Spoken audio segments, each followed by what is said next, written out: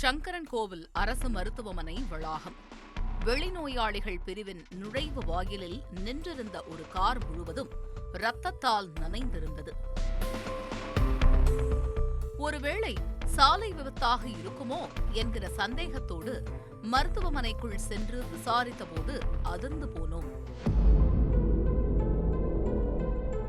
ஒரே சமூகத்தைச் சேர்ந்த உறவுக்கார சொந்த பந்தங்கள் மதுபோதையில் மாறி மாறி கத்தியால் குத்தி இப்படி ரத்தம் பொங்க பாசத்தை வெளிப்படுத்தியுள்ளனர். என்னடா நம்ம ஊர்க்கார போய் பாசத்துக்கு ஒரு அளவே இல்லாம என்ன நடந்தது என்கிற பின்னணியை அறிய விசாரணையில் இறங்கியது நமது குற்றச்சரித்திர நிகழ்ச்சி குழு.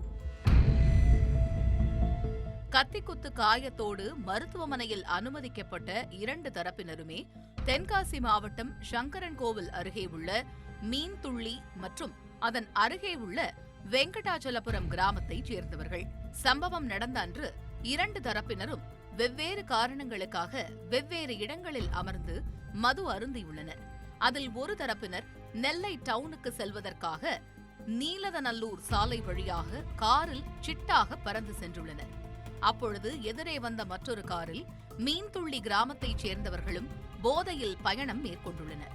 இருவரின் காரும் நடு காட்டில் ஒரு குறுகிய சாலையில் நேருக்கு நேர் சந்தித்திருக்கிறது.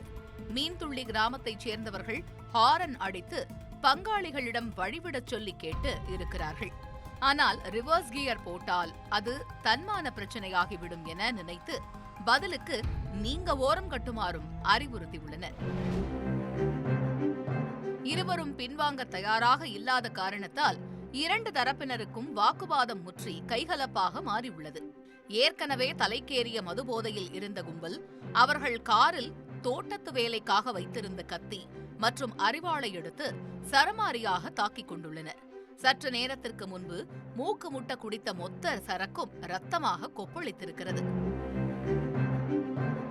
இதனைத் தொடர்ந்து இரண்டு தரப்பைச் சேர்ந்தவர்களும் கத்திக்குத்து காயத்தோடு மருத்துவமனையை நோக்கி வந்த காரிலேயே சீறி பாய்ந்து அங்குள்ள அவசர சிகிச்சை பிரிவில் அட்மிட் ஆகியுள்ளனர். தகவல் அறிந்து விரைந்து வந்த பனவடலிச்சத்திரம் காவல்துறையினர் தாக்குதலில் ஈடுபட்ட இரண்டு தரப்பினர் மீது வழக்கு பதிவு செய்திருக்கிறார்கள். இந்த சம்பவத்தை கேள்விப்பட்டு அதிர்ந்து போன பங்காளிகளின் குடும்பத்தினர்கள் தற்பொழுது கத்தியால் குத்தி கிழிக்கப்பட்ட உறவை மீண்டும் ஒற்ற வைத்து சமாதானமாக பேச்சுவார்த்தை நடத்தி வருகிறார்கள். மதுவோடு சொந்தம் கலக்கும் போது அந்த காம்பினேஷன் சில சமயங்களில் இது போன்ற பேட் ட்ரிப்புக்கும் வழிவகுக்கும் என்பதற்கு இந்த சம்பவமும் ஒரு சாட்சி. செய்திகளை உடனுக்குடன் தெரிந்து கொள்ள உடனே சப்ஸ்கிரைப் பண்ணுங்க.